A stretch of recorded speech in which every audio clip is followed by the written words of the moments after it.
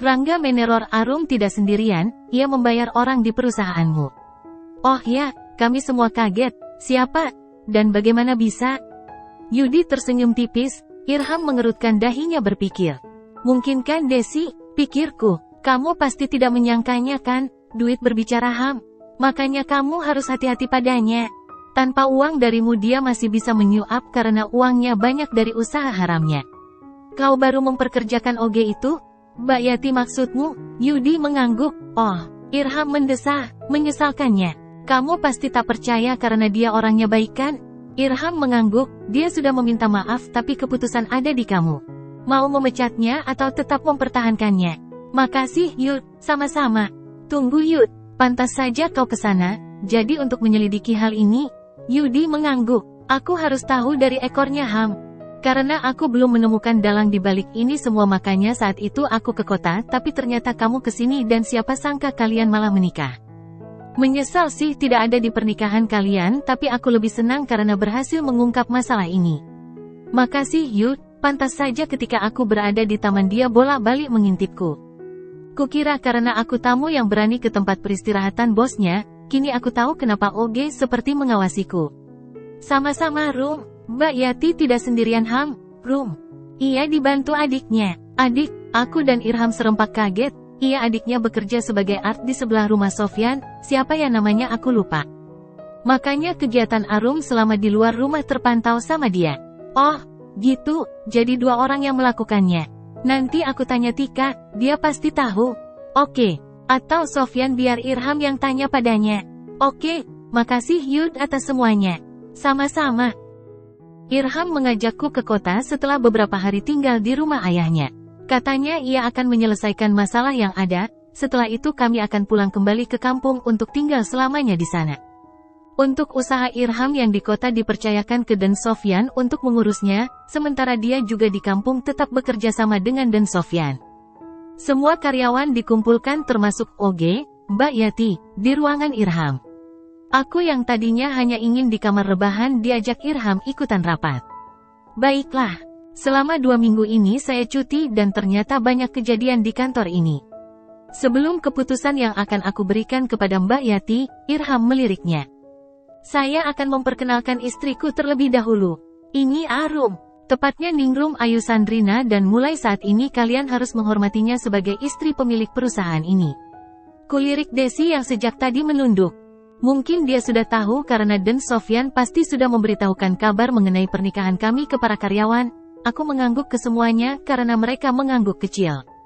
Untukmu Mbak Yati, ini keputusanku. Kamu dipecat dan Ibrahim, suamimu, yang harus bekerja kembali ke sini. Kukira dia sudah sembuh. Jika Ibrahim yang bekerja di sini tidak mungkin dia akan mengkhianatiku seperti apa yang telah kau lakukan. Dia pekerja yang baik, sayang kamu menodai kebaikan suamimu. Sekarang juga aku tunggu dia ke sini. Baik Pak Irham, terima kasih Bapak masih berbaik hati kepada kami. Saya memang salah Pak, tergiur uang yang banyak. Sekali lagi mohon maaf Pak. Saya mohon pamit sekarang juga dan Mas Ibrahim akan datang ke sini secepatnya. Terdengar Mbak Yati terisak, mungkin dia terharu suamiku tidak memutus mata pencaharian keluarganya. Kulihat dia mengangguk kecil ke Irham dan mendekatiku lalu menjatuhkan tubuhnya di depanku, dia bersimpuh di depanku. Aku kaget. Mbak Yati, berdiri Mbak. Tidak Bu, saya sudah membuat Ibu ketakutan dan gelisah. Apalagi ketika di mall saat itu, sayalah yang melakukannya. Mohon maaf Bu, sudahlah Mbak, Mbak Yati sudah menyesalinya. Yang lalu telah berlalu. Makasih Bu, Ibu memang baik. Aku mengangkat lengan Mbak Yati agar berdiri, saya pamit Bu, aku pun mengangguk.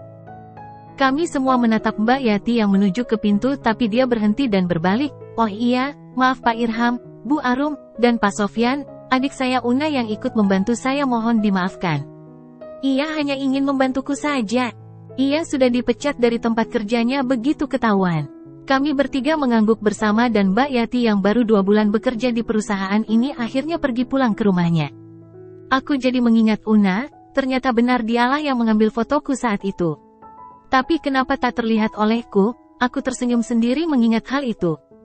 Gimana mau tahu aku aja fokus ke kotak makan di tangan yang berisi masakan spesial buat Irham. Kok senyum-senyum sendiri, aku langsung tersadar dari lamunanku. Aku malu kepada para karyawan semua, 7 orang, karena Irham memanggilku Umi. Iya, maaf. Akhirnya Irham menjelaskan semua ke karyawannya, tidak setiap hari ia akan datang ke kantor ini.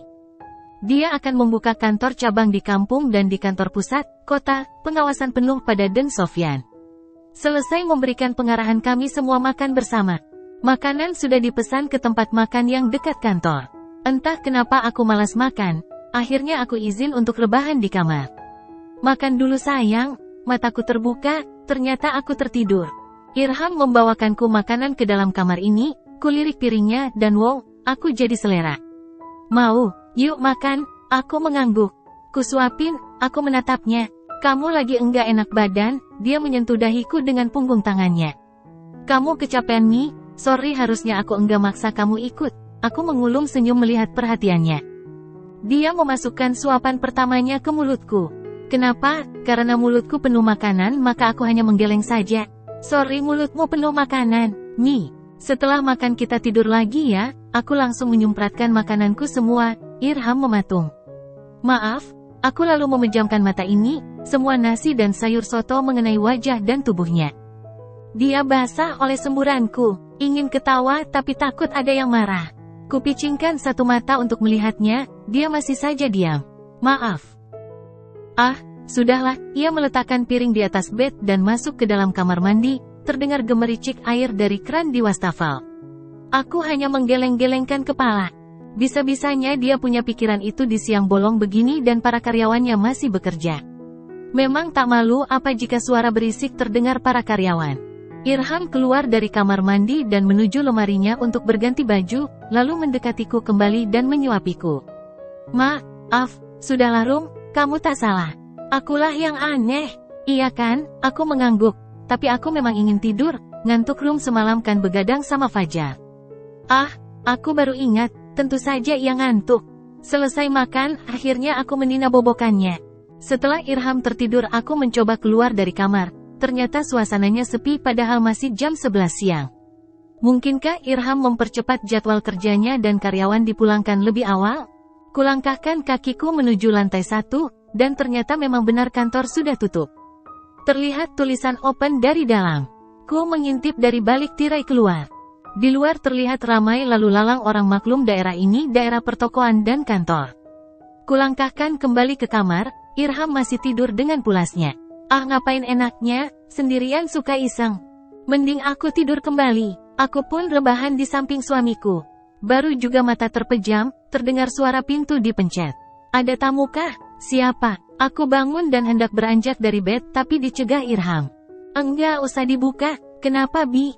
Dia, pasti akan mengganggu kita Mi. Dia siapa? Tuh lihat, telunjuknya mengarah ke layar monitor, CCTV. Sini Irham menarikku semakin erat ke pelukannya, sempat kulihat di layar Margareta berdiri dengan mengotak-atik gawainya. Apa maunya ke sini? Bersambung.